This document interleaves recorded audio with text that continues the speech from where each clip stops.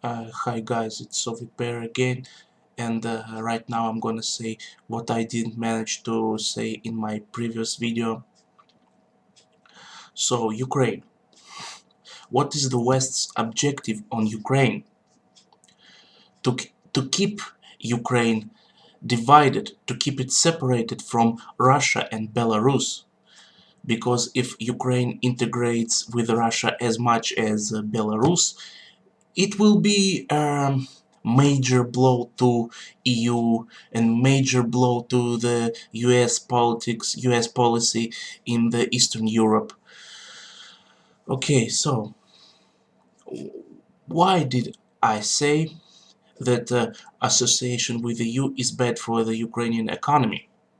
Simply because the EU isn't interested in Ukraine's economic growth or in modernization of Ukraine's industry. The West, the EU, they do not need competitors. A good example, uh, a good example are the Polish shipyards. The Polish shipyards in the city of Gdańsk and Gdynia. European sanctions, European demands destroyed the production of ships.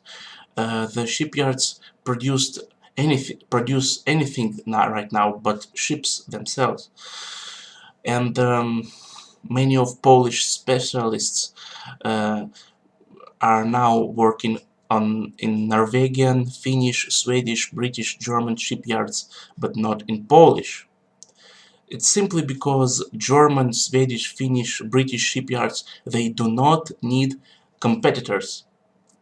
The same the European companies are planning to do with Ukrainian industry and especially with Ukrainian agricultural sector. Because as we all know, Ukrainian soil is very fertile, and during the World War II, Nazis transported trainloads of Ukrainian fertile soil to Germany. Yes, the Nazis, the Hitler, they did it. They transported trainloads of fertile Ukrainian soil. So, another thing that bothers me is wherever smoke, there is fire. I mean, wherever is EU, there is NATO.